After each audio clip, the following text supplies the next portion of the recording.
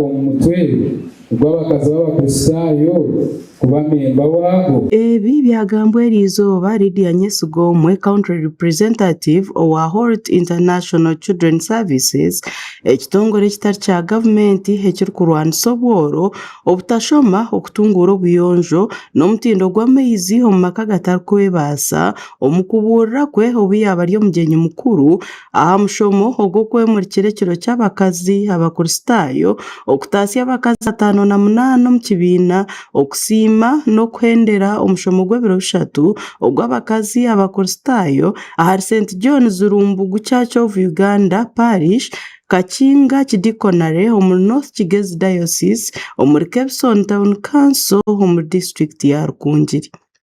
Abakazi bayimurikira ekireki okworeka okushemererwa kwabo ahari Mariya, okubahitya aha kitiinisa, okukuratira Yesu arikubonabonesibwa kandi akaba niwe yareeta amakuru g'okuzooka kwe, akababeera ekyokureeberaho omu kwikiriza. Lydia Nyesigomwe yagira ngu abakurasi ba Kristo nibaremwa kwetegyereza enkora ya Mukama ahabw'okutwarwatwarwa n'okwikiriza kukye, ati abashaba kuta amatsiko gaabo goona omuri Mukama ahabw'okuba hari omu myanya yoona kandi aine obushobozi bwa buri kimwe. Nakamba Yesu naza omu nshonga zaawe azija kusha, akushumurura, akusiiga, akuboneza.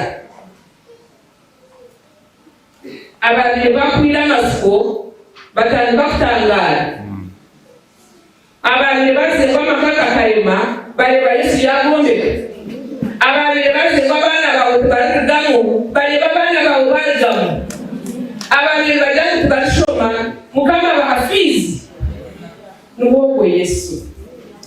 Nuwogo Yesu bakyaramu abatahibwa, nuwe Yesu turukwenda mu butaasi omakagani. Reverend Moses Kamusime, omulisa wa Rumbugu Church of Uganda Parish, yashaba abakurasi ba Kristo okwebembeza okwegyesa kw'ekanisa kwanguhirwa omu mirimo yaabo bakagira n'amaka marungi. First thing first, okusherura Mukama, rero ebindi byona bikongerwaho.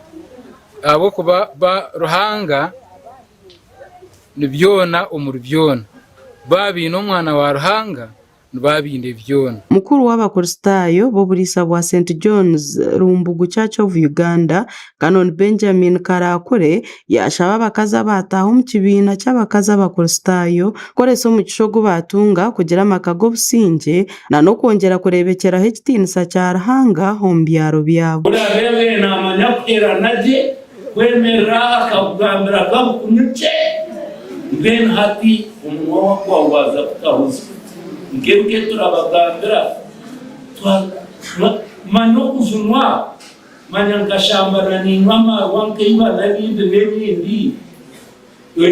ebintu ebyo birerekyerwa omu bikorwa okworabe n'ogenda n'orubata abantu nibaija kureba bakumanya ngu ekiwatahamwe erizooba koko bukirmu. Abakazi baheereza obujulizi ngu emishomo y'ekanisa bareeteire okujunwa okubinga ebikorwa bibi omu maka gaabo n'okukora entunguuka. Kandi emishomo egi y'Abakristayo b'abakazi nitugigira kugira ngu tutunguure omutindo gw'amaka gaitu, abashaija baitu batureebereho bajunwe kandi tugire entunguuka omu maka gaitu. Kutukorwa omu mishomo abakazi bingi mazima batiire omu nkora bahindura aha micwe, bahindura aha mitwarize, bahindura n'omu maka gaabo bagira emicwe mirungi. Bishatu ebitumazire aha tukushoma tuganyirwe munonga.